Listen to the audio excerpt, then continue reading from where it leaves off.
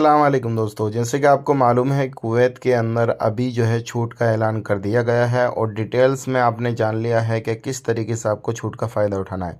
उसके हवाले से हम बात करेंगे, टिकट के हवाले से, फ़्लाइट के हवाले से और कहाँ से आपको कांटेक्ट करना है। अगर आपके ऊपर कोई भी मुकदमा है तो उसके हवाले से बात करेंगे। चैनल को पहली बार देख रहे हैं, सब्सक्राइब ज़रूर करें। सबसे पहले हम बात कर लेते हैं। देखिए, अगर आप छूट का फ़ायदा लेना चाहते हैं तो ज़ाहिर सी बात है, आप अपने देश वापसी करेंगे तो आपने क्या करना होगा। बहुत सारे लोग सवाल कर रहे हैं कि ये जो टिकट वगैरह मिलेगा तो क्या उसी जो हमारे ऊपर जुर्माना लग रहा है उसी पैसे में सारा कुछ हो जाएगा। तो बिल्कुल नहीं होगा। जो वो पैसा आप दे रहे हैं वो सिर्फ वहाँ पे काम में आएगा। बाकी जो टिकट का पैसा है वो आपको खुद पे करना पड़ेगा, आपने खुद से टिकट लेना पड़ेगा। दूसरी बात यह है, अगर आप पर कोई मुकदमा वगैरह कुछ भी केस वगैरह है तो आप इंडियन एम्बेसी में जाएं और उन लोगों से मदद लें, उन लोगों से बात करें और वो आपको गाइड करेंगे किस तरीके से आपने जो है इस चीज़ का फ़ायदा लेना है और किस तरीके से आप लोग जो है उसका फ़ायदा लेकर कुवैत को छोड़ सकते हैं या फिर कुवैत में ही रह सकते हैं, कोई मसला नहीं है।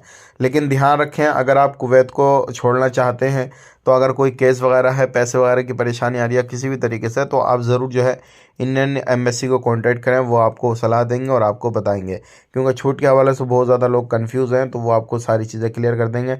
अगर आप अदर कंट्री के तो अपनी एम्बेसी से ज़रूर कांटेक्ट करें। यही थी आज की इन्फॉर्मेशन जो कि अब शेयर कर दी। अब उम्मीद करता हूँ सारी चीज़ें क्लियर हो गई होंगी। आप अपना ख्याल रखें, अपनी फैमिली वालों का ख्याल रखें। Take care, bye bye.